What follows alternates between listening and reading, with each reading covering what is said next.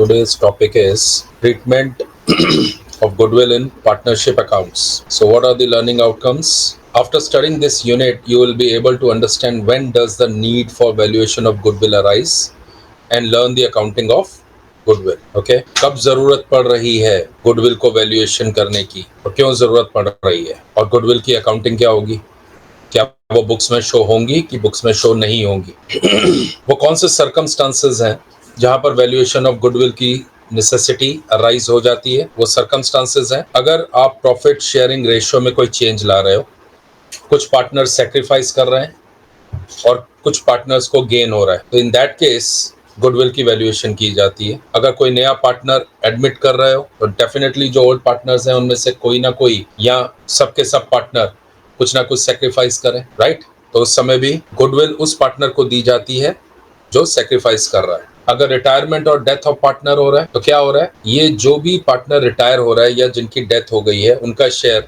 Existing partners को मिल जाता है, तो उनके लिए गेन हो गया, राइट. तो उस समय भी गुडविल की वैल्यूएशन होती है और गेनिंग पार्टनर्स जो होते हैं वो गुडविल की वैल्यूएशन करके रिटायर्ड पार्टनर को या डेड पार्टनर के असाइनी को पे करते हैं. व्हेन बिजनेस इज डिसॉल्व्ड और सोल्ड, जब बिजनेस डिसॉल्व हो रहा है या बेचा जा रहा है तो भैया वैल्यूएशन ऑफ गुडविल की जाती है. अब इसमें मेथड कौन कौन से हैं, एक है एन्युटी, एक है सुपर प्रॉफिट, एक है कैपिटलाइजेशन, एक है एवरेज प्रॉफिट. ठीक है, तो कितने मेथड्स हमारे हाथ में आ गए, 4. एवरेज, ठीक है, एवरेज में भी 2 मेथड हैं, सिंपल है और वेटेड है. इसके बाद है सुपर प्रॉफिट, ठीक है, देन है एन्युटी एंड देन कैपिटलाइजेशन. ठीक है, इसको एक एक करके हम आगे समझेंगे. पहले हम समझ लें कि भाई गुडविल होती क्या है. गुडविल, अगर हम इन दोनों को अलग करें, एक अच्छी नीयत हम बोल सकते हैं. अगर किसी की विल गुड है तो उसके साथ गुड गुड ही होगा, यानी उसकी क्या बनेगी, रेप्यूटेशन बनेगी मार्केट में. अब वो रेप्यूटेशन बनेगी तो भाई इस रेप्यूटेशन से फायदा क्या मिला कि अगर एक बिजनेस 12% नॉर्मल प्रॉफिट पे एग्जिस्ट कर रहा है तो तुम्हारा बिजनेस 14% प्रॉफिट पे एग्जिस्ट करेगा बिकॉज ऑफ द रेप्यूटेशन. यानी कि ये जो 2% तुम्हें एक्स्ट्रा मिल रहा है वो बिकॉज ऑफ द गुडविल. और उसका रीजन क्या है, अगेन रेप्यूटेशन, राइट. उसकी वैल्यू, जब एक रेप्यूटेशन को वैल्यू मिल जाती है तो वो गुडविल बन जाती है. एक रेप्यूटेशन को जब एक वैल्यू मिल जाती है वो गुडविल बन जाती है. ठीक है.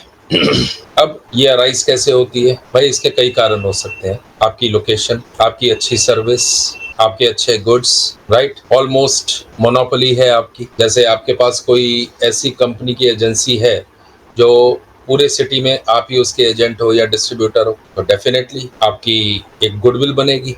ठीक है, तो अब आ जाते हैं थोड़ा सा सिंपलर टर्म्स में गुडविल को समझने की.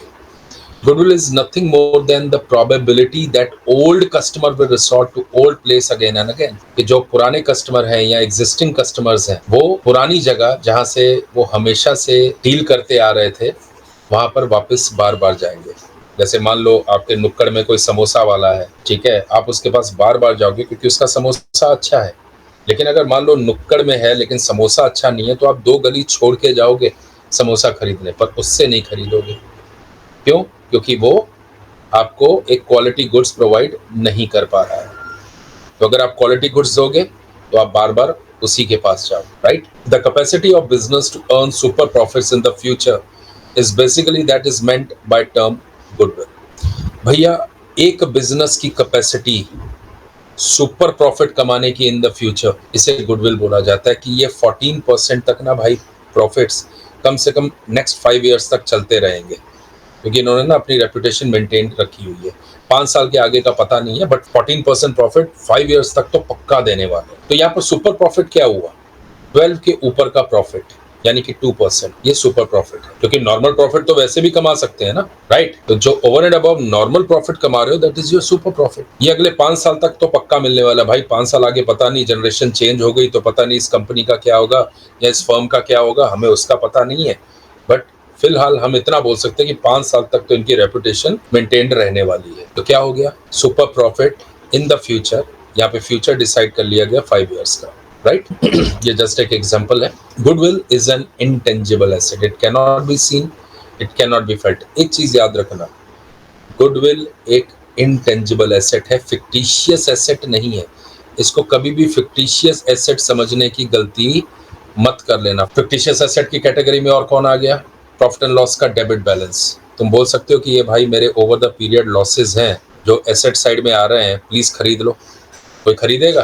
कोई नहीं खरीदेगा। बट गुडविल की एक वैल्यू होती है जिसके ऊपर आपको या तो सुपर प्रॉफिट्स के थ्रू या जब आप किसी को एडमिट करने जा रहे हो पार्टनर में, तो अलग से एक अमाउंट आपके खाते में आ सकती है, यानी कि उसकी एक वैल्यू है जिसको आप इनकैश कर सकते हो, राइट? तो ये चीज का ध्यान रखना। गुडविल कोई फिक्टिशियस एसेट नहीं है, बट इंटेंजिबल एसेट है। Cannot be seen, cannot be felt, cannot be transported physically. Okay, even then it is very real. From accounting point of view, it is necessary that it has some monetary or sellable value. भाई accounting purpose के लिए जब तक आप उसे evaluate नहीं करोगे या मेजरमेंट नहीं होगी उसकी या मेजर नहीं करोगे, तो भैया आप उसकी रिकॉर्डिंग क्या करोगे? इसके लिए कोई ना कोई मॉनेटरी वैल्यू तो असाइन करनी पड़ेगी ना गुडविल की। जब तक नहीं करोगे वो गुडविल की कोई वैल्यू नहीं है, right? The implication of the term over and above is that there is always a certain normal rate of profits earned by similar firms in the same locality.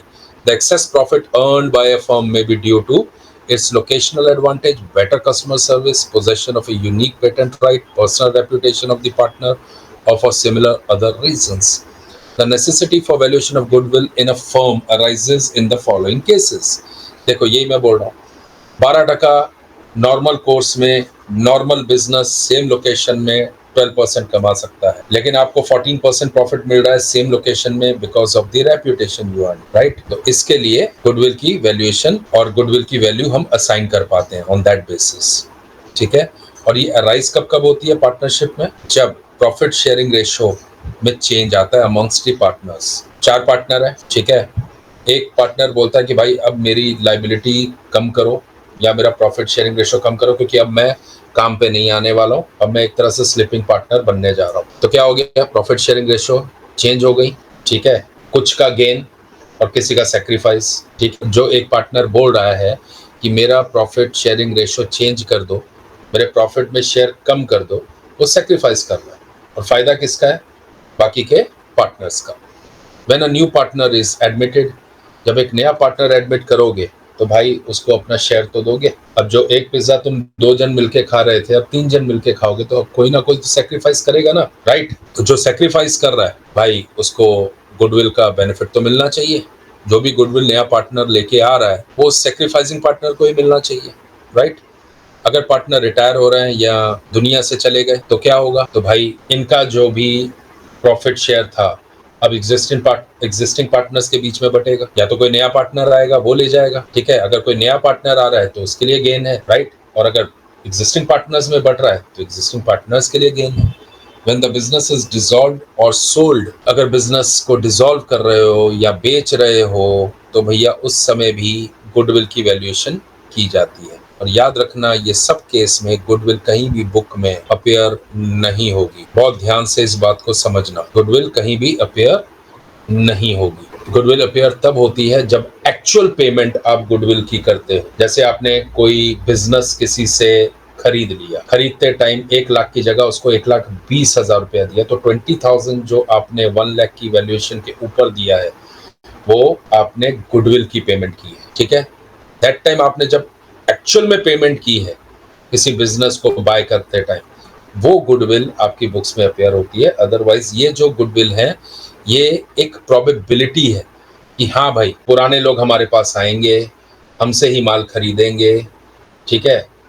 हमारा प्रॉफिट दूसरों के profit से ज्यादा होगा, ये just probabilities है। 5 साल तक हमारा ज्यादा चलेगा, ये भी एक प्रोबेबिलिटी है।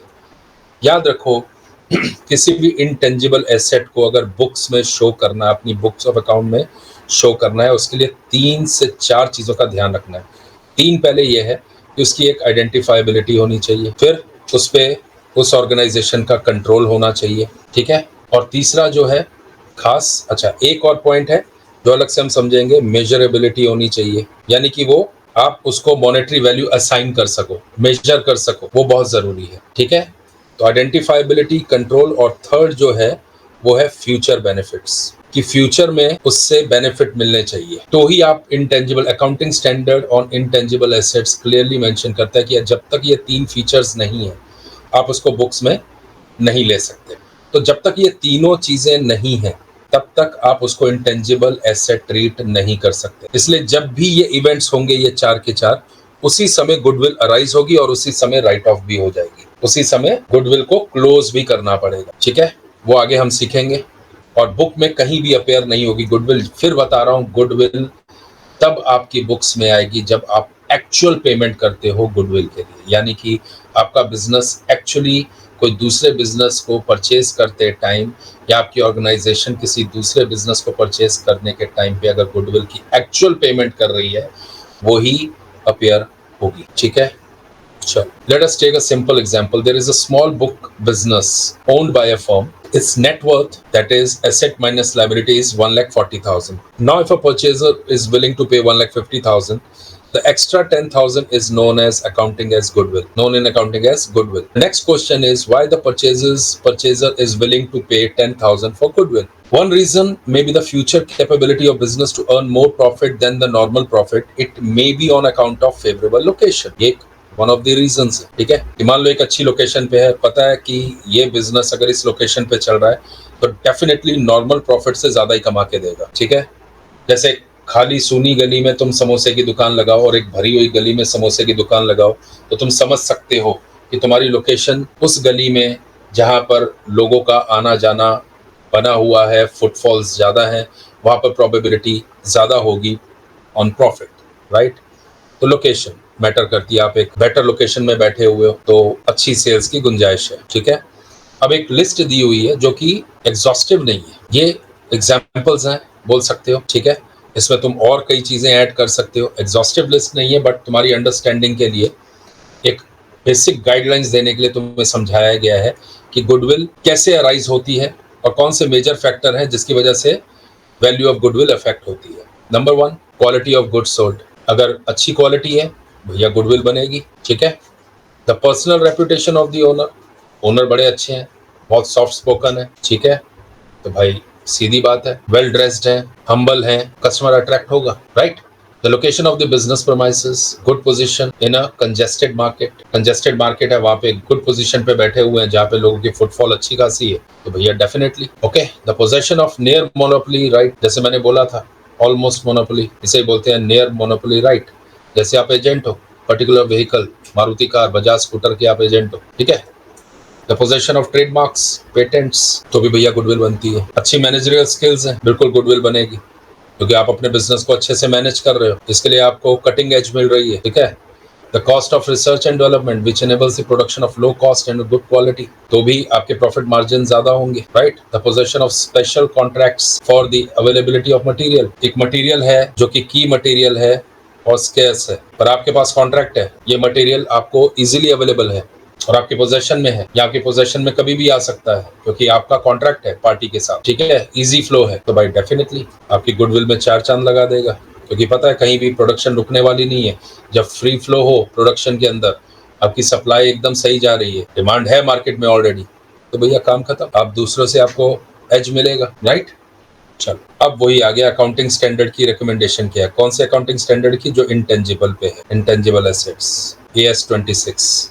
तुम लोगों को अभी समझने की जरूरत नहीं है इतना, ठीक है, और जस्ट रेफरेंस के लिए मैं बता रहा हूँ। ठीक है, अब उसमें वो क्या बोल रहा है देखो, मैंने ऑलरेडी तुम लोग को बता दिया कि क्या 3 फैक्टर हैं जो आपको बताते हैं कि पर्टिकुलर एसेट को इंटेंजिबल एसेट ट्रीट करना है कि नहीं करना है। ठीक है, पहली चीज है characteristics of an asset. An intangible asset must have the characteristics of an asset. It means that it must have some value and must be clearly identifiable, यानी identifiability.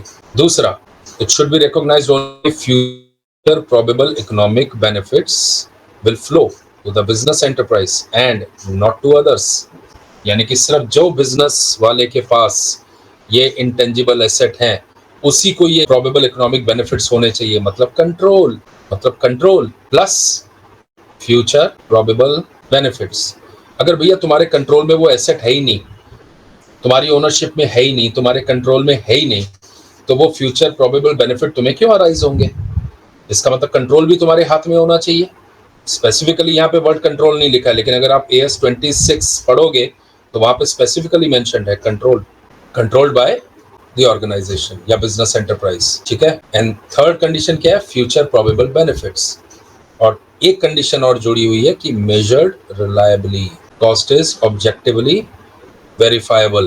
If the cost cannot be measured reliably, then it cannot be recognized as an asset. अगर भैया तुम 1 लाख की net asset वाली company को 1,20,000 में खरीद रहे हो, तो सीधी बात है 20,000 आप सिंपली गुडविल के लिए पे कर रहे हो ना, तो रिलायबली मेजर कर रहे हो। लेकिन पार्टनरशिप के केस में मुझे एक बात बताओ, आप नया पार्टनर एडमिट कर रहे हो या कोई पार्टनर छोड़ के जा रहा है, उसके लिए आपको कोई एक्सेस पेमेंट आ रही है, ठीक है, और एग्जिस्टिंग पार्टनर्स कोई मिल रही है, या न्यू पार्टनर कोई एडमिट हो रहा है, वो गुडविल लेके आ रहा है, उसको मेजर कैसे करोगे, रिलायबल कैसे करोगे? और क्या वो फ्यूचर बेनिफिट देने वाला है? किसी भी तरह का वो गुडविल फ्यूचर बेनिफिट देने वाला है आपको? सोचने वाली बात है। तो अब आगे हम इस चीज को समझेंगे, क्योंकि ये गुडविल बेसिकली इनहेरेंट गुडविल होती है और इंटरनली जनरेटेड गुडविल है कि हमने बोल दिया 30,000 वैल्यू है, पर भाई किसने की वैल्यूएशन ली है? किसने की वैल्यूएशन ली है? आपने की, आपने ली, ठीक है। आपने ही ने बोला कि बिजनेस 30,000 ज्यादा कमाता है भाई दूसरे बिजनेस से, हमने मान लिया, पर क्या फ्यूचर में भी होगा? क्या फ्यूचर में भी मिलेगा कि नहीं मिलेगा? मैं बोल दिया 3 इयर्स परचेज, 3 इयर्स का परचेज करो गुडविल अगर तुम पार्टनर बनना चाहते हो, सामने वाले ने दे भी दिया, पर क्या ये गारंटी है कि 3 इयर्स वो बेनिफिट अराइज होने वाले हैं आपको फ्यूचर में? नहीं, कोई गारंटी नहीं है। और आपने खुद उसे जनरेट किया है, ठीक है, इनहेरेंट गुडविल है आपकी ये, ठीक है। ये कहीं भी आपने परचेज के थ्रू या आपने पेमेंट करके रिलायबली मेजर करके आपने ये गुडविल को खरीदा नहीं है। First, it is not an identifiable resource like patent, trademark, or copyright. Second, it is very difficult to assess its future benefits. Finally, the cost of internally generated goodwill cannot be reliably measured. आप कोई खर्चा थोड़ी ना कर रहे हो उस पे।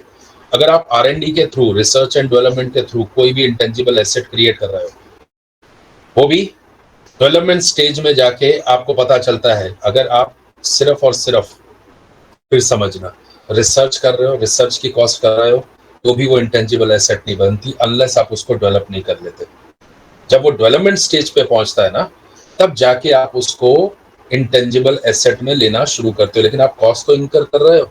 आपको पता है जब वो कॉस्ट को तुम ऐड करोगे तो आपको पता है आपने कितनी कॉस्ट इंकर की to develop this particular product और प्रोसेस, राइट? तो आप उसको रिलायबली मेजर कर सकते हो।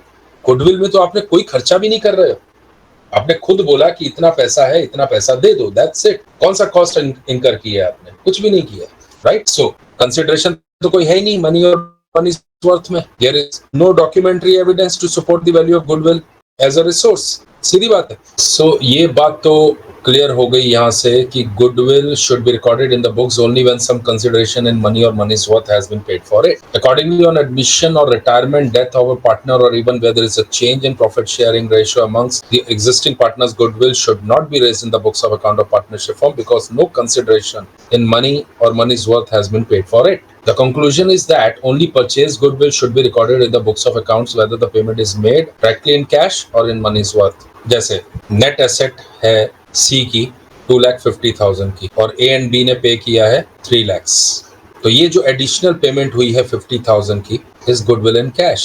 ये तुम बुक में शो कर सकते हो क्योंकि कैश में पे किया है। तुमने सी की बिजनेस को परचेज किया है, नेट एसेट को परचेज किया है, right? It is a case of purchase goodwill and can be validly recorded in the books of A and B when no payment is made for the purchase of goodwill and goodwill account is raised in the books. It is a case of internally generated goodwill or inherent goodwill and as per accounting standard it is not permitted. Yes, 26 में clearly mentioned है कि ऐसे जो inherent goodwill होती हैं या self generated goodwill होती हैं, इसको आप कहीं भी रिकॉर्ड में नहीं लेके आओगे, बुक्स में रिकॉर्ड नहीं करोगे, कोई सेपरेट डिस्क्लोजर उसका नहीं होगा, आप उसको नॉक ऑफ कर दोगे। अगर मैं सी को बोलता हूं तो भाई 50 की जगह 60,000 रुपया लेके आ, ठीक है, 50,000 तो कैपिटल है और 10,000 तो गुडविल की लेके आ, ओके, पार्टनर बनने के लिए। तो ये 10,000 तुमने इनहेरेंट गुडविल रेस की है, ओके, इंटरनली जनरेटेड गुडविल है 10,000, किसी ने वैल्यू किया नहीं, तुम लोगों ने अपने तरीके से उसको वैल्यू कर दिया, सीधा बोल दिया 50 की जगह तुम्हें 60 लाना है, हम तुम्हारे कैपिटल में 50,000 ही खड़ा करेंगे, बाकी 10,000 ये गुडविल हम बांट लेंगे आपस में, राइट? तो भाई उसको अलग से गुडविल शो करोगे नहीं। इन दैट केस आप जो एंट्री पास करोगे 10,000 की, मान लो ए और बी 50-50% वाले हैं, ठीक है, तो पहले जब 60,000, ये जस्ट एग्जांपल के लिए तुम लोग को एंट्री समझा देता हूँ, तो जब सी कैपिटल लेके आया तो bank account debit 60,000 to seize capital 50,000 to as capital credit दे दो उनको। लाया कौन? सी लेके आया पूरा। अलग एंट्री भी पास कर सकते हो, मैंने एक सिंगल एंट्री में ही तुम लोग को बता दिया। टू बीस कैपिटल 5,000, और नरेशन में लिखोगे being 5,000 credited to A and B as a goodwill, ठीक है, फॉर गुडविल, ठीक है। एक एंट्री और इसी को एंट्री ऐसे भी कर सकते हो, bank account debit 60K to seize capital 60K, क्योंकि अब 50-50 10,000 बटना है, क्योंकि गुडविल की वैल्यूएशन बोली गई है 10,000, ठीक है। तो अब क्या करोगे, C's capital account debit 10K to as capital 5K to B's capital 5K, ठीक है। क्लियर है? ठीक है, समझ में आ रहा है कहानी? इस कहानी समझ में नहीं आ रही? For example, in the event of reconstitution of firm due to admission or retirement or death of a partner or even a change in the profit sharing ratio, without reconstitution, goodwill of the firm is evaluated. Reconstitution कब होगा? जब आप किसी नए partner को admit कर रहे हो, या कोई पुराना पार्टनर रिटायरमेंट ले रहा है, या डेथ हो गई, या प्रॉफिट शेयरिंग रेशियो चेंज कर रहे हो, ठीक है, सिर्फ प्रॉफिट शेयरिंग रेशियो चेंज हो रही है, तो वहां गुडविल या वैल्यूएशन करोगे। In such a situation, the value of goodwill should not be brought into books of accounts because it is inherent. वही चीज रिपीट हो रही है, ठीक है, ताकि तुम लोग के दिमाग में बैठ जाए। Since no monies or money's worth has been paid for it, the only way out is that the value of goodwill as calculated with the help of different valuation method should be adjusted through capital account of the firm, accounts of the partners of the firm. In no case goodwill account is to be raised in the books of account either on the reconstitution of the firm or change in the profit sharing ratio. समझ में आ गया? The amount of goodwill is written off over a period of time in case when the goodwill account exists at the time of reconstitution of firm. ये बहुत important है। अगर मान लो goodwill appear हो रही थी बुक में किसी भी वजह से, रिकॉन्स्टिट्यूशन के टाइम पे इसे क्या कर देना है, पूरे का पूरा उसी समय राइट ऑफ कर देना है। Otherwise goodwill over the period right of होती है। 4 साल 5 साल में गुडविल आप राइट ऑफ कर देते हो, जो भी गुडविल आपने at the time of purchase की है। कोई चीज आपने कोई बिजनेस परचेज किया, उस समय आपने गुडविल दी और बुक में अपेयर हो रही है, या पुराने अकाउंटिंग स्टैंडर्ड के हिसाब से आपने गुडविल खड़ी की हुई थी, ठीक है, जब अकाउंटिंग स्टैंडर्ड नया नहीं आया था तब आप गुडविल बुक्स में दिखा रहे थे, चाहे सेल्फ जनरेटेड थी, तो उसको आप राइट ऑफ करोगे over the period 10 years 15 years आपने डिसाइड किया हुआ था। लेकिन जिस दिन रिकॉन्स्टिट्यूट हो गई ना, रिकॉन्स्टिट्यूट कब होगी, जब न्यू पार्टनर आएगा, या डेथ होगी, या रिटायरमेंट होगी, तब ये रिकॉन्स्टिट्यूट होगी, तो उसी समय राइट ऑफ कर दोगे, चाहे कितनी भी अमाउंट क्यों ना, ठीक है, immediately, whether it is internally generated और goodwill has been bought for some consideration. वही मैंने तुम लोग को बताया, या तो तुमने बाय की थी, या तुमने पुराने हिसाब से गुडविल खड़ी की हुई थी बुक्स में, अब उसको तुम रिकॉन्स्टिट्यूशन होते ही पूरी तरह से राइट ऑफ इमीडिएटली कर दोगे, ठीक है। चलो अब आ गया, ये बहुत इंपॉर्टेंट पॉइंट है, याद रखना, इसके ऊपर क्वेश्चन बन सकता है। Methods for goodwill valuation. So basically यहाँ पर सबसे पहला मेथड आता है एवरेज प्रॉफिट बेसिस, जिसमें हम सिंपल या वेटेड एवरेज लेते हैं। अगर तुम्हारे प्रॉफिट्स असेंडिंग या डिसेंडिंग ऑर्डर में है तो तुम वेटेड एवरेज लगा सकते हो। मान लो पहले साल 1 लाख का प्रॉफिट हुआ, दूसरे साल 2 लाख का हुआ, देन 4 लाख का हुआ, तो सीधी बात है जो लेटेस्ट वन है उसको वेटेज ज्यादा मिलेगी, ओल्डर वन को कम वेटेज मिलेगी, तो 1 2 3, तो जो 3 है ये हाई वेटेज है, ठीक है। अगर मान लो तुम्हारे प्रॉफिट्स कुछ इस तरह से थे 4 लाख 2 लाख 1 लाख डिसेंडिंग ऑर्डर में, तो फिर हमें क्या करना है, जो लेटेस्ट वन है तो भी उसको ज्यादा वेटेज देनी है, क्योंकि इसकी प्रोबेबिलिटी ज्यादा है, राइट। तो ऐसा मत कर देना कि 4 लाख को तुम 3 दे दो वेटेज, नहीं, क्योंकि वो ओल्डर वन है, लेटेस्ट वन को जो है ना उसको सबसे ज्यादा वेटेज देनी होती है बच्चों। तो ये गलती मत कर लेना एग्जामिनेशन में। लेकिन शर्त ये होती है कि भैया एक पैटर्न बनना चाहिए असेंडिंग या डिसेंडिंग ऑर्डर का। अगर कोई पैटर्न नहीं बन रहा है, 1 लाख हो रहा है कभी प्रॉफिट, कभी 50,000 हो रहा है, कभी 2 लाख हो रहा है, देन अगेन सीधा 1.5 लाख हो गया, कोई पैटर्न नहीं बन पा रहा है, राइट, तो भाई सिंपल एवरेज ले लो, ये चारों को ऐड करो और डिवाइडेड बाय 4 कर दो, तो तुम्हारे पास सिंपल एवरेज आ जाएगी। ये भी हम आगे पढ़ेंगे। तो सबसे पहले एवरेज प्रॉफिट बेसिस को हम पकड़ते हैं। उसके बाद हम सुपर प्रॉफिट करेंगे एंड कैपिटलाइजेशन बेसिस करेंगे। ठीक है, अब यहां पर देखो क्या बोल रहा है वो। For averaging the past profits either simple average और वेटेड एवरेज में be employed depending upon the circumstances. If there exists clear increasing or decreasing trend of profit, it is better to give more weight to the profit of the recent years, yani the latest one, than those of the earlier years, right? But if there is no clear trend of profit, it is better to go for simple average. ऊपर मैंने तुम लोग को example देके समझा दिया है। अब देखो यहाँ पर क्या बन रहा है ट्रेंड, 30, 40, 50, 60, 70 इंक्रीजिंग ट्रेंड है। तो लेटेस्ट वन कौन सा है, 70,000, राइट, द रिसेंट वन। इसको हम सबसे ज्यादा वेटेज देंगे और जो पुराने हैं अर्लियर ईयर्स के हैं उसको वेटेज कम देंगे। ठीक है, 30,000 को 1 का वेटेज देंगे, 40 को 2 का, 50 को 3 का, 60 को 4 का, 70 को 5 का। अब तुम्हारे पास प्रोडक्ट निकलने के बाद ये वैल्यू आ गई, उसको डिवाइडेड बाय 15 कर देंगे तो तुम्हारे पास निकल के आ गई वेटेड एवरेज। अब मान के चलो गुडविल परचेज की गई है, ये मान के चल रहे हैं कि ये जो एवरेज आई है अगले 3 साल तक, हम 3 साल, 4 साल, 5 साल कितनी भी परचेज कर सकते हैं, पर इस क्वेश्चन में बोला है कि 3 इयर्स परचेज ऑफ प्रॉफिट, कि भाई इतना तो 3 साल तक मेंटेन कर ही पाएगी कंपनी या फर्म, सॉरी 3 साल फर्म ये प्रॉफिट तो मेंटेन कर ही पाएगी, राइट, ये एवरेज तो मेंटेन कर ही पाएगी। तो इसका मतलब ये हो गया कि गुडविल हो गया 1,70,000 इंटू 3 करोगे तो 1,70,000 अगले 3 साल में फर्म इतना तो अर्न कर ही लेगी। ठीक है, तो ये हो गई गुडविल।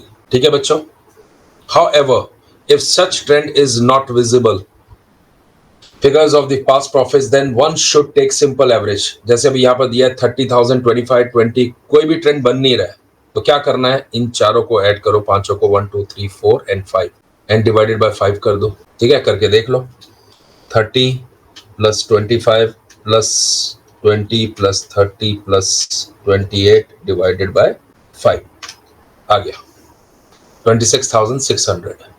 ठीक है, अब यहां पर भी अगर मान लो क्या किया है, 3 साल की परचेज है तो 26,600 ये एवरेज प्रॉफिट है इनटू 3 इयर्स, यानी 79,800 वैल्यू ऑफ गुडविल हो जाएगी। ठीक है, बहुत सिंपल सा मेथड है। Weighted average is used when profit has increasing or decreasing trend. Highest weight is always given to the current year, as it reflects the more realistic view of the future profitability. क्योंकि जो recent one है उसकी probability हमेशा ज्यादा बनेगी, याद रखना। ठीक है, weighted average के टाइम पे ये आपको करना है। अब फिर अगेन इन लोगों ने एक एग्जांपल दी हुई है और 4 ईयर का परचेज मांगा है।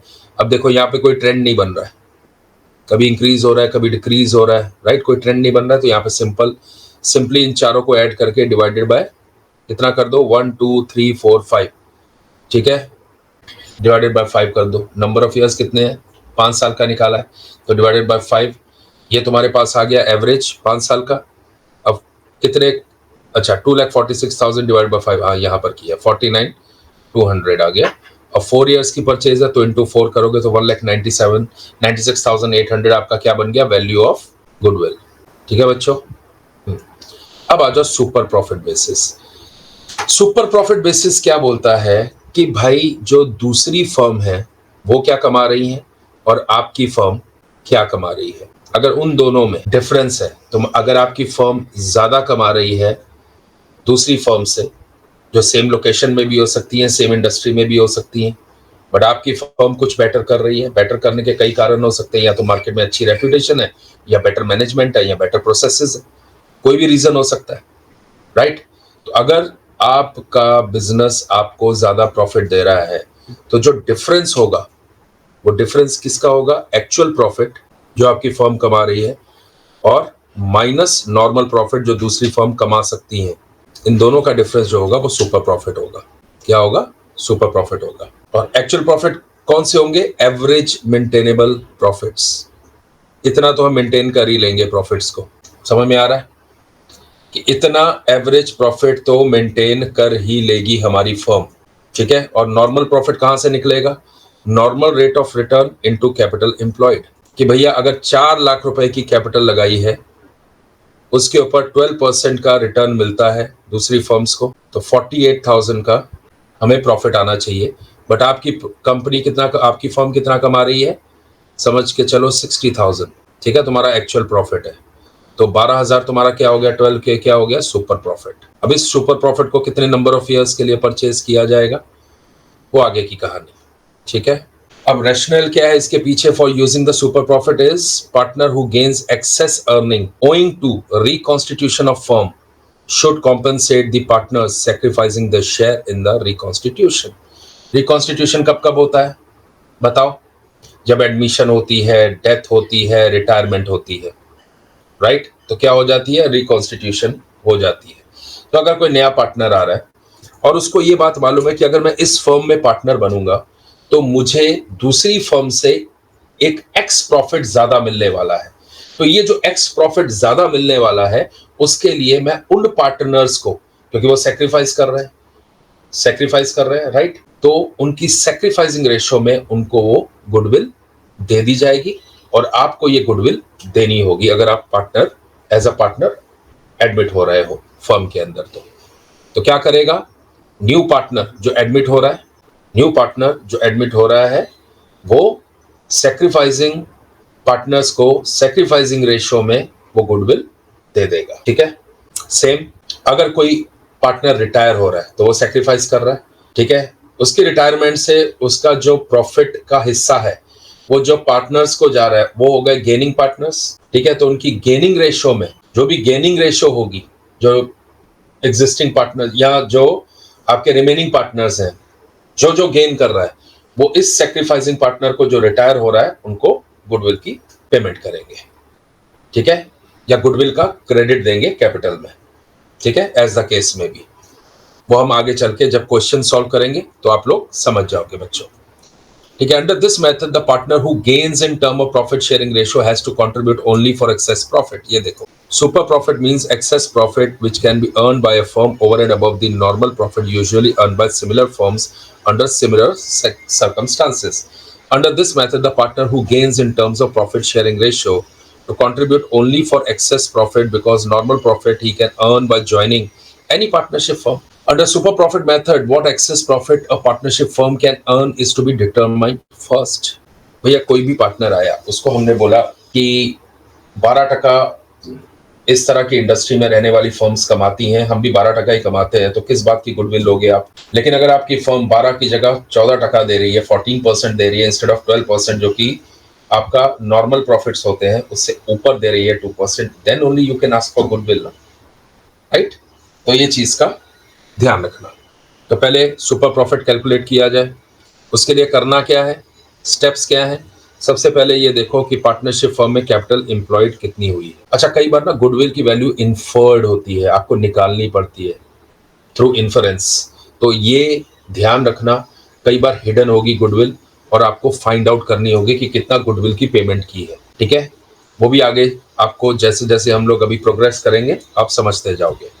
अब क्या करो, सबसे पहले ये देखो, identify the capital employed by the partnership firm, identify the average profit earned by the partnership firm based on the past few years figures. Average निकाल लो। अब देखो कि normal rate of return market में क्या प्रिवेल कर रहा है locality में, सिमिलर फर्म्स में। अब ये नॉर्मल रेट को कैपिटल एम्प्लॉयड पे लगा के देखो नॉर्मल प्रॉफिट निकालने के लिए। ठीक है, अब ये नॉर्मल प्रॉफिट जो है वो एवरेज प्रॉफिट में से माइनस करो, ये जो डिफरेंस आएगा यही है तुम्हारा सुपर प्रॉफिट। ठीक है, अब ये देखो कि ये फर्म इस प्रॉफिट को कितने साल तक मेंटेन कर सकती है, उतने साल का गुडविल परचेज कर लो, यानी सुपर प्रॉफिट्स परचेज कर लो। फिर वो जो टोटल फिगर आएगी गुडविल में, तो अब जो नया पार्टनर एडमिट हो रहा है उसके शेयर से उसको मल्टीप्लाई कर दो, तो फिर आ जाएगी वो गुडविल की वैल्यू जो इस पार्टनर को मिलने वाली है, जिससे वो बेनिफिटेड होने वाला है।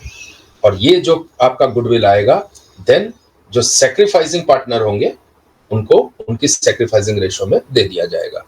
आगे हम प्रैक्टिकल प्रॉब्लम्स करेंगे तो और चीजें क्लियर होती जाएंगी। Let us suppose that the capital employed by a partnership firm was 1 lakh and its average profit was 25,000. ये उसने पहले निकाल के दे दिया average profit. Normal rate of return is 22%, यानी कि भाई अगर एक नॉर्मल फर्म होती तो 22,000 कमाती 1 लाख के कैपिटल एम्प्लॉयड पे, और तुम्हारी फर्म कितनी दे रही है, 25,000 दे रही है। तो इसका मतलब 3,000 क्या है, आपका सुपर प्रॉफिट है। इसको नंबर ऑफ ईयर परचेज से मल्टीप्लाई कर दो, ये हो गया आपका गुडविल ऑफ द फर्म। ठीक है, अब इसमें से जो हिस्सेदारी न्यू पार्टनर की होगी वो उसको अपने कैपिटल में से क्या करनी पड़ेगी, सेक्रीफाइस करनी पड़ेगी। इसका मतलब ये हो गया, अगर तो वो अलग से गुडविल लेके आ रहा है तो भाई जो जितना अलग से गुडविल लेके आ रहा है वो सैक्रिफाइसिंग रेशियो में एग्जिस्टिंग पार्टनर्स में बढ़ जाएगी, यानी कि जो एग्जिस्टिंग पार्टनर्स है और ये न्यू पार्टनर उनको सैक्रिफाइसिंग रेशियो में दे देगा। लेकिन कई बार वो अलग से कैपिटल नहीं लेके आता है, तब इन दैट केस जो गुडविल का पोर्शन बनेगा वो उसकी लाई हुई कैपिटल में से माइनस हो जाएगा और जिन पार्टनर्स ने सैक्रिफाइस किया है उनको बांट दिया जाएगा, तो आपकी कैपिटल बेस कम हो जाएगा, न्यू पार्टनर का कैपिटल बेस उस गुडविल की वैल्यू से कम हो जाएगा। तो जरूरी नहीं है कि नया पार्टनर अलग से गुडविल लेके आए, एक कैपिटल की फिगर लेके आएगा, उसमें से वो जो भी गुडविल की वैल्यूएशन आई है, जो गुडविल की पोर्शन बनता है न्यू पार्टनर का, वो उतने से माइनस हो जाएगा। तो अगर 50,000 लेके आए तो 50,000 में से वो फिगर माइनस हो जाएगी। और कई बार क्या होता है, पार्टनर अलग से लेके आता है कि 50,000 ये है मेरा बेस कैपिटल और 10,000 मैं गुडविल का लेके आ रहा हूं, ठीक है। तो फिर देन वो 10,000 जो होगा वो एग्जिस्टिंग पार्टनर्स में सैक्रिफाइसिंग रेशियो में बढ़ जाएगा, ठीक है। आगे हम प्रैक्टिकल्स कर रहे हैं। A firm A, B and C has a total capital investment of 4,50,000. The firm earned net profit during the last 4 years 70,000, 80,000, 1,20,000 and 1 lakh. देखो यहाँ पर सिंपली कोई ट्रेंड नहीं बन रहा है, कभी इंक्रीज हो रहा है कभी डिक्रीज हो रहा है। देखो फोर्थ ईयर में डिक्रीज हो गया, तो यहाँ पे हम वेटेज नहीं दे पाएंगे, तो सिंपल एवरेज निकालना पड़ेगा। The reasonable expected return is 15%, having regard to the risk involved. The value of the goodwill of the business, if it is based on 3 years purchase of the average super profit of the last 4 years, is as follows. कैसे होगी?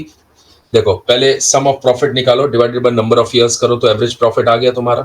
अब normal profit क्या है, capital employed के ऊपर तुम्हें क्या लगाना है, एनआरआर, ठीक है।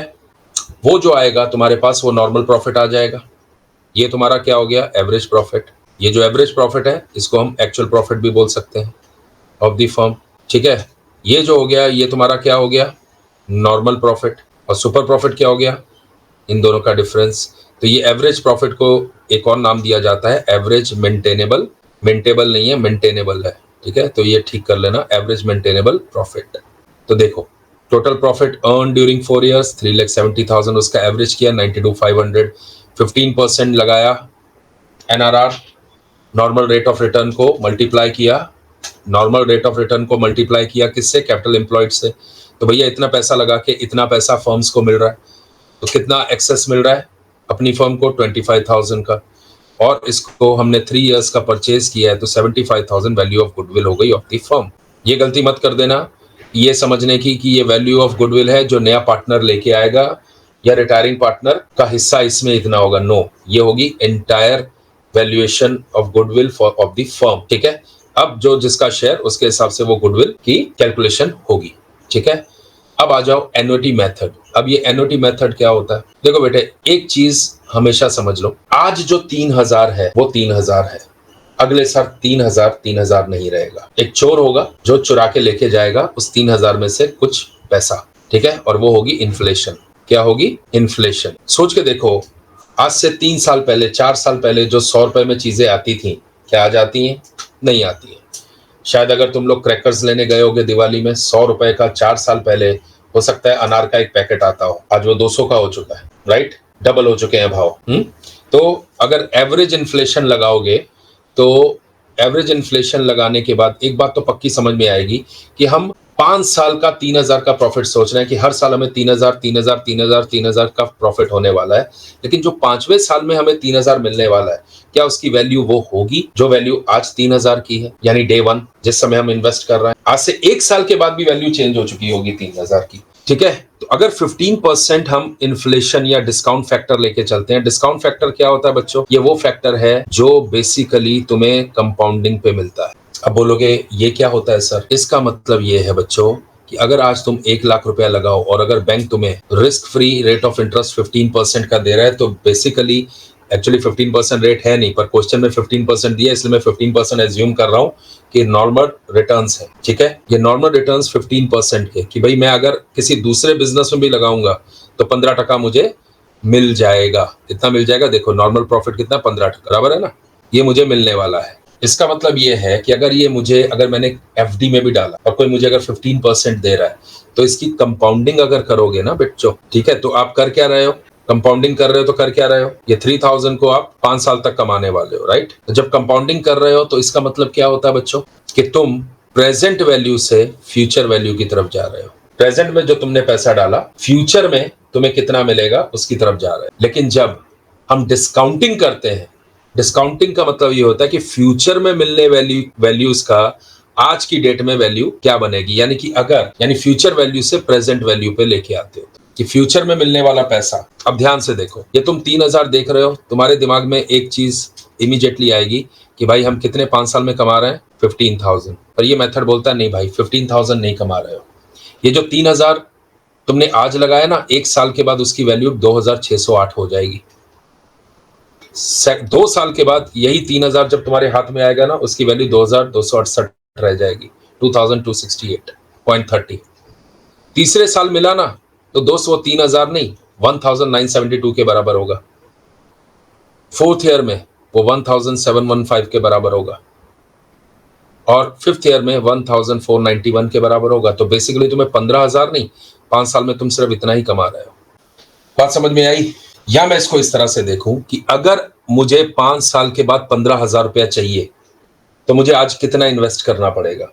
तो आज मुझे इन्वेस्ट करना पड़ेगा 10,056.60 पैसा। टू अर्न 15,000 मुझे इतना पैसा आज की डेट में इन्वेस्ट करना पड़ेगा। ठीक है, ये बात समझ में आ रही है कि अगर मैंने आज की डेट में डे 1 मैंने इतना पैसा डाला। अब मैं देखो, अगर मैं बैंक के पास जाता हूं, मेरे पास 2 तरीके से बात कर सकता हूं मैं बैंक वालों से। एक ये है कि भाई मुझे 5 साल के बाद, 5वें साल के एंड में 15,000 चाहिए, तो मुझे ये बताओ कि मुझे आज कितना पैसा देना पड़ेगा एफडी के लिए कि मुझे 5 साल के बाद 15,000 मिल जाए। तो बैंक का अगर रेट 15% है, मान के चलो बैंक वाला 15% रेट ऑफ इंटरेस्ट से तुम्हें पैसा देता है, तो बैंक वाला बोलेगा सर हम फ्यूचर वैल्यू जो आपने बोली है 15,000 की, ठीक है, उसकी प्रेजेंट वैल्यू निकाल के देते हैं। तो क्या करेंगे, आपको वैल्यू निकाल के देंगे जो निकल के आएगी 10,056.60 और बोलेंगे सर आज इतना पैसा दे जाओ, 15,000 ले जाना। अब ये कैलकुलेशन हुई कैसे, ध्यान से समझो। ये जो है 0.8696, इसके लिए आप कैलकुलेटर पकड़ो, कैलकुलेटर हमेशा हैंडी रखना, ठीक है। आप करो 100 डिवाइडेड बाय 115। ये जो भी आपका डिस्काउंट फैक्टर होता है उसको 100 में जमा कर दो और उसे डिनोमिनेटर में रख दो। न्यूमरेटर में हमेशा 100 रखना है और डिनोमिनेटर में क्या रखना है, 100 प्लस जो डिस्काउंट फैक्टर है। तो ये किया तो फर्स्ट ईयर में तुम्हारे पास आ गया 0.8696। करके देख लो कैलकुलेटर पे, काफी लंबी फिगर आएगी, पर हमें 4 प्लेस तक लेना है after decimal, 4 places after decimal, ठीक है। तो 8696, अब यहां पर इंटू 2 बार दबाओ और इज इक्वल टू दबाओ। अब आ गया 7561, देख लो, ठीक है। अब सिर्फ इज इक्वल टू का साइन दबाते जाना है, आपके पास फिगर आती जाएगी, चेक कर लो कैलकुलेटर पे। 6575, फिर इज इक्वल टू 0.5718, फिर इज इक्वल टू 4971 या 2। अब इसका टोटल मार लो। अब हमारे पास फिर यहां पर 2 तरीके हैं। अगर तो सुपर प्रॉफिट कंसिस्टेंट है एवरी ईयर, तो हमें हर साल मल्टीप्लाई करने की जरूरत नहीं है। ये डिस्काउंटिंग फैक्टर का टोटल ले लो, नंबर ऑफ ईयर्स का, ये टोटल को मल्टीप्लाई कर दो, इनटू करके देख लो, इनटू 3.3522, ठीक है। 10,056 किससे मल्टीप्लाई करना है, 15,000 से मत कर देना बच्चों। 3,000 का 3.3522 मिल रहा है हमें, बराबर है। लेकिन अगर ये फिगर कंसिस्टेंट नहीं है, कभी 2,000 है, कभी 4,000, कभी 6, कभी 2, कभी 3, तो बेटा तब ये मेथड मत लगा लेना, टोटल से मल्टीप्लाई कभी मत कर लेना, क्योंकि फिगर कंसिस्टेंट है ही नहीं। तो तब आपको क्या करना है, 4,000 को इस फिगर से, 5,000 को इस फिगर से, 6,000 को इस फिगर से मल्टीप्लाई करना है, ठीक है। तो फिर बोल रहा हूं, अगर फिगर्स कंसिस्टेंट है, सेम है एवरी ईयर, तो देन शॉर्टकट ये है कि टोटल मारो डिस्काउंटिंग फैक्टर का, 5 ईयर्स, 6 ईयर्स, 7 ईयर्स, जितने का भी निकाल रहे हो उसका टोटल मारो, और इनटू जो सिंगल फिगर है, जैसे 5,000 एवरी ईयर मिल रहा है, तो 5,000 से मल्टीप्लाई कर दो, ठीक है। तो आपके पास वो फिगर आ जाएगी, डिस्काउंटिंग वैल्यू आपके हाथ में आ जाएगी। ठीक है, तो बेसिकली यहाँ पर दो तरीके से हम समझ सकते हैं कि भाई अगर 10,056 आज हमने डाला तो 15,000 की फ्यूचर वैल्यू मिलेगी, तो 15,000 हमें फ्यूचर में मिलने वाला है, 3,000 3,000 3,000 करके 15,000 मिलने वाला है। तो यहाँ पर एन्युटी मेथड में ये समझाने की कोशिश की जा रही है कि भैया उसकी वैल्यू 15,000 नहीं होगी। अगर आज की वैल्यू के हिसाब से देखोगे तो 10,056 रुपया आपके पॉकेट में आने वाला है। तो 15,000 समझने की गलती मत करो, क्योंकि रुपी की वैल्यू डिप्लीट होती है इन्फ्लेशन की वजह से। ठीक है, चीजें महंगी हो जाएंगी। तो 5 साल तक मिलने वाला 15,000 आज की डेट में 10,056 के बराबर है। ठीक है, तो उसकी वैल्यू 10,000 ही पकड़ के चलो कि 5 साल में आपको 10,000 रुपया ही मिलने वाला है। ठीक है, तो ये देख लो इन्होंने भी वही किया है, 3,000 इंटू 3,522, क्योंकि ये तब करना, फिर बोल रहा हूं अगर फिगर सेम है एवरी ईयर तो, अदरवाइज गलती मत करना। ठीक है, चलो आई थिंक आपको अच्छे से बात समझ में आ गई होगी। अब आ जाओ, calculate the goodwill by annuity method of super profit from the following facts. ठीक है भाई, कर लेते हैं, सुपर प्रॉफिट निकालते हैं, उसको एनुअलाइज कर लेते हैं। ठीक है, एनुअल मेंटेनेबल प्रॉफिट क्या है आफ्टर टैक्स 65,000 के, कैपिटल एम्प्लॉयड कितना है 4 लाख का, नॉर्मल रेट ऑफ रिटर्न कितना है 12% का, प्रेजेंट वैल्यू कितनी बताई हुई है ₹1 की, ठीक है 5 इयर्स में, ठीक है 12% के हिसाब से इतनी। अगर ये तुम्हें नहीं भी दिए तो भी तुम निकाल सकते हो बच्चों, अगर ये वैल्यू तुम्हें क्वेश्चन में नहीं दी है तो भी आप ये निकाल सकते हो। इसको निकालने का ढंग करना क्या है, 100 डिवाइडेड बाय 112। मैंने बोला ना, ये जो डिस्काउंटिंग फैक्टर होगा डिनोमिनेटर में उसको 100 में जमा कर दो। ठीक है, अब मैं लॉजिक में नहीं जा रहा हूं, मैं तुम लोग को सीधा समझाने की कोशिश कर रहा हूं कि हर बार ये अप्लाई कर देना। बाकी लॉजिक बहुत सिंपल है, बहुत सिंपल है। जो भी तुम कंपाउंडिंग लगाते हो, कंपाउंडिंग के क्वेश्चन किए होंगे राइट, अगर उसको तुम उल्टा कर दो वो बन जाता है डिस्काउंटिंग। सीधी बात है। क्या करते थे वहां पर, P into 1 plus R upon 100 raise to power n compounding में। ठीक है, तो मैं सिर्फ अगर इस फैक्टर को पकड़ के चलूं, सिर्फ इस फैक्टर को 1 प्लस R अपॉन 100, तो अगर रेट ऑफ इंटरेस्ट 1 प्लस 10% होता था तो 110% होता था, 110 अपॉन 100। ठीक है, इसको उल्टा कर दो डिस्काउंटिंग में, 100 अपॉन 110, यही डिस्काउंटिंग है, जस्ट उसको उल्टा कर दो। ठीक है, तो सीधा लॉजिक क्लियर हो गया। अब करके देखो, अब ध्यान से समझो, कैलकुलेटर पकड़ो और ध्यान से सुनो मेरी बात। 100 डिवाइडेड बाय 112 कितना आया फर्स्ट ईयर में तुम्हारे पास, 0.8928। ठीक है, ये पकड़ के चलो और इसको ना मेमोरी प्लस का बटन होगा तुम्हारे कैलकुलेटर पे, वो दबा दो। ठीक है, अब इंटू 2 बार दबाओ, इंटू 2 बार दबाया, अब आया इज इक्वल इनटू। ठीक है, फिर मेमोरी प्लस दबाओ, 2 साल का मिल गया, फिर इज इक्वल इनटू दबाओ, 3 साल का मिल गया, फिर इज इक्वल इनटू दबाओ, 4 साल का मिल गया, एम प्लस दबाते रहना, एम प्लस में ऐड करते रहना, फिर इज इक्वल इनटू दबाओ, एम प्लस कर दो। अब मेमोरी रिकॉल करो, देखो तुम्हारे पास आ जाएगा 3.604776। ठीक है, ये वैल्यू। तो बच्चों दोबारा एक बार समझ लो कैलकुलेटर पे कैसे करना है। अब मेमोरी कैंसिल करो, पहले कर दी, ऊपर एम का साइन नहीं दिखना चाहिए कैलकुलेटर पे। फिर दोबारा समझो, 100 डिवाइडेड बाय 112, ठीक है, इज इक्वल इनटू दबाओ, तुम्हारे पास फर्स्ट ईयर की फिगर आ गई, इसको एम प्लस कर दो, एम प्लस किया, मेमोरी में जाके वो स्टोर्ड हो गया। अब इंटू बटन 2 बार दबाओ और इज इक्वल इनटू दबाओ, तो ये सेकंड ईयर की फिगर आ गई, इसको एम प्लस कर दो। Then again is equal into दबाओ, थर्ड ईयर की फिगर आ गई, एम प्लस कर दो। फिर इज इक्वल इनटू दबाओ, फोर्थ ईयर की फिगर आ गई, एम प्लस कर दो। देन फिर इज इक्वल इनटू दबाओ, फिफ्थ ईयर की फिगर आ गई, एम प्लस दबाओ। अब मेमोरी MRC लिखा होगा कैलकुलेटर पे या मेमोरी रिकॉल लिखा होगा MR। ठीक है, तो अगर MC लिखा है तो वो मेमोरी को कैंसिल करता है, और कई बार ना एक ही बटन होता है MRC, पहली बार दबाओगे तो मेमोरी रिकॉल करेगा, दोबारा बटन दबाओगे तो कैंसिल कर देगा उस मेमोरी को। ठीक है, तो अगर MRC का बटन है तो MRC का बटन दबाओ, अगर MR लिखा है तो मेमोरी रिकॉल MR बटन दबाओ। वो जैसे ही दबाओगे ना तो तुम्हारे पास 5 साल का वो टोटल आ जाएगा। और देख लो 3.604776। अगर तुम्हें टेबल प्रोवाइड नहीं किया जाता है प्रेजेंट वैल्यू का तो भी तुम बड़े आराम से निकाल सकते हो, या क्वेश्चन में नहीं भी दिया हो तो भी निकाल सकते हो। ठीक है, ताकि कहीं भी अटको नहीं, बट जनरली क्वेश्चन में दिया रहता है। ठीक है, अब यहाँ पे हम सुपर प्रॉफिट निकालेंगे। पहले एनुअल मेंटेनेबल प्रॉफिट कितने, 65,000। नॉर्मल प्रॉफिट कैपिटल एम्प्लॉयड पे नॉर्मल रेट ऑफ रिटर्न लगा दो, NRR इंटू कैपिटल एम्प्लॉयड। ये जब किया तो तुम्हारे पास 48,000 की फिगर आई। इसका मतलब सुपर प्रॉफिट कितना है 7, यानी कि मेंटेनेबल प्रॉफिट कितना है, ये है तुम्हारा average annual maintainable profit is 65, 48 is your normal profit, तो 17,000 इज योर सुपर प्रॉफिट। पर ये बोला गया है कि 5 साल का परचेज करना है, तो अगर टेक्निकली देखो तो 17,000 इंटू 5 करते, क्या करते, 17,000 इंटू 5, तो तुम्हारे पास 85,000 आता। पर क्वेश्चन में ये बोला गया है कि नहीं भाई, हम 85,000 पकड़ के चलेंगे ही नहीं, क्योंकि तुम 85,000 कमाने वाले नहीं हो, क्योंकि 5 साल में वो वैल्यू रहेगी नहीं। जो भी तुम 17,000 पर एनम बोल रहे हो, 5वें साल जब जाके तुम्हें 17,000 मिलेगा, वो 17,000 की वैल्यू आज की डेट के हिसाब से कंपेयर करोगे, ठीक है, चीजें महंगी हो चुकी होंगी तो 17,000 की वैल्यू डिप्लीट हो चुकी होगी। तो दिखने के लिए 17,000 होगा पर उसकी वैल्यू वो नहीं होगी, इंट्रिंसिक वैल्यू कुछ और बन चुकी होगी, ठीक है। तो अब क्या करना है, हमें ये दिया हुआ प्रेजेंट वैल्यू का एन्युटी दी हुई है फॉर 5 इयर्स की 3.604। तो बेसिकली बोलता है इंटू 5 नहीं करना है, इंटू 3.604776 करोगे आप इस अमाउंट पे 17,000, क्योंकि ये कंसिस्टेंट वैल्यू है, एवरी ईयर आपको 17,000 मिल रहा है इसलिए 17,000 से लोगे।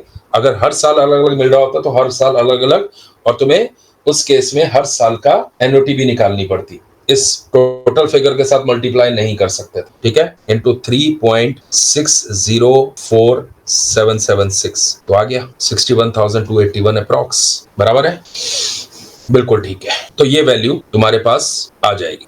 अब वो क्या कर रहा है, कैपिटलाइजेशन भी इसी के ऊपर लगा दिया, ठीक है। ये तुम्हारे पास क्या आ गया, सुपर प्रॉफिट एन्युटी 61,281, लेकिन क्या कर दिया, इसी के ऊपर कैपिटलाइजेशन भी लगा के देख लिया कि भाई अगर 17,000 का सुपर प्रॉफिट है तो ये 17,000 कमाने के लिए अगर नॉर्मल रेट ऑफ रिटर्न से लगाया होता तो कितनी और कैपिटल लगानी पड़ती, 12% तुम्हारा नॉर्मल रेट ऑफ रिटर्न है, सिंपल सी बात है। तो क्या कैपिटल लगाई जाए over and above normal capital के, कि भाई जो तुम्हें 17,000 एक्स्ट्रा दे सके फ्रॉम द नॉर्मल प्रॉफिट। ये फिगर तुमने कहीं भी, तो क्या करना है, 17,000 डिवाइडेड बाय 12%, तो तुम्हारे पास फिगर आ जाएगी 1,41,667। ये पैसा लगाया नहीं है, ये बिजनेस से पैसा लगाया ही नहीं है, क्यों, क्योंकि तुम्हारा नॉर्मल प्रॉफिट से तो ज्यादा ही प्रॉफिट आ रहा है बिना पैसा लगाए।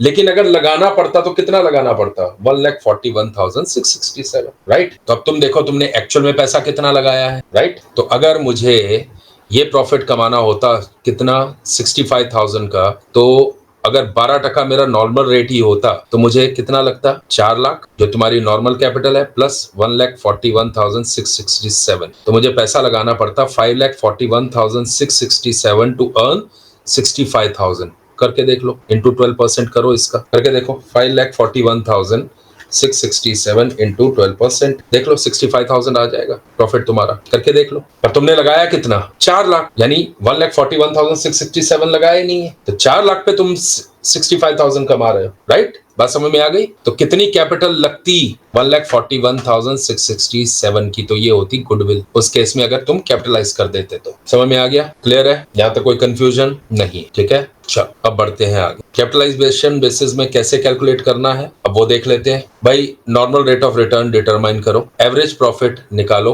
पार्टनरशिप फर्म का कितना है for which goodwill is to be determined. अब कैपिटल एम्प्लॉयड कितनी है for which the goodwill is to be determined, find out the normal value of the business by dividing average profit by normal rate of return, ठीक है। deduct average capital employed from the normal value of business to arrive at goodwill। अब इसको समझाने के लिए मैं सीधा तुम लोगों को एग्जांपल पे लेके चलता हूँ। तुम्हारी नॉर्मल कैपिटल कितनी लगी हुई है और एक्चुअल कैपिटल तुम्हारी कितनी लगी है, नॉर्मली कैपिटल कितनी लगनी चाहिए थी और एक्चुअल कैपिटल तुम्हारी कितनी लगी है, उन दोनों का जो डिफरेंस है वही तुम्हारी गुडविल होगा, ठीक है। अब यहां पर अगर तुम लोग देखो तो यहां पर इस क्वेश्चन में अगर तुम लोग देखो तुम्हारी कैपिटल कितनी लगी है, 4 लाख, लगनी कितनी चाहिए थी टू अर्न 65,000, 5,41,667, ठीक है। तो तुम्हारा नॉर्मल प्रॉफिट, नॉर्मल कैपिटल कितनी है होनी चाहिए, 5,41,667। एक्चुअल कैपिटल कितनी लगी है, 4 लाख की, तो 1,41,667 जो होगा गुडविल हो जाएगा। देख लो कैपिटलाइजेशन मेथड में 1,41,667 तुम्हारा क्या आ गया, गुडविल, ठीक है। अब यहां पर भी सेम किया है, देख लो भाई तुम्हारे पास एवरेज प्रॉफिट आ रहे हैं 20,000 के, यानी तुम कितना कमा रहे हो, 20%। नॉर्मल रेट ऑफ रिटर्न कितना है, 15%। तो 20,000 कमाने के लिए तुम्हें और कितनी कैपिटल लगानी पड़ती, डिवाइड बाय 15% कर दो, बराबर है। क्योंकि फॉर्मूला क्या होता है, अगर तुम्हें प्रॉफिट निकालने हैं, normal profit is equal to, ध्यान से समझो, capital employed into normal rate of return. अब हमें यहाँ पर कैपिटल एम्प्लॉयड निकालना है in relation to extra profit you have earned. तो क्या करोगे, इस एनआरआर को कहाँ पे ले जाओगे, इसके नीचे, प्रॉफिट के नीचे, हाँ या ना, बराबर है कि नहीं। तो वही हमने किया है, 20,000, एनआरआर कितना है 15%, तो हम ये भी बोल सकते हैं कि 0.15, तो 20,000 डिवाइडेड बाय 0.15, तो 1,33,330, और तुमने एक्चुअल कितना लगाया, 1 लाख, इसका मतलब 33,333 is nothing but goodwill, right. The net tangible asset of a firm are worth rupees 4,10,000, example कर रहे हैं अभी हम लोग, and the average profit for last 4 years amounts to ₹60,000 average दिया हुआ है। Find out the value of goodwill under capitalisation method if the reasonable return is 12%। बराबर है बच्चों? तो 60,000 सीधी बात है, 60,000 डिवाइडेड बाय 0.12 कितना लगना चाहिए था? 5 लाख लगना चाहिए था। लगा कितना है? 4 लाख का, 4,10,000 रुपया। बराबर है कि नहीं? ये कैसे आया 5 लाख? 60,000 upon 12%, right?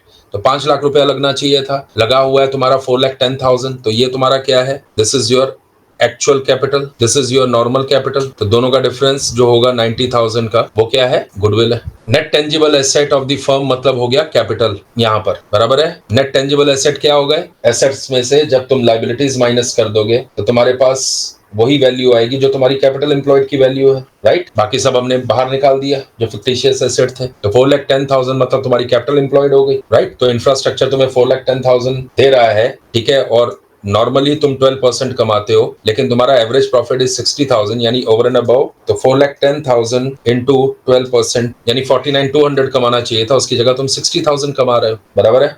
तो 60,000 कमाने के लिए कितनी कैपिटल और चाहिए थी? 90,000 की कैपिटल और चाहिए थी, ठीक है? यही तुम्हारा गुडविल कि लोग 5 लाख रुपए लगाते हैं, तुमने 4,10,000 लगा के उतना कमा लिया, ठीक है?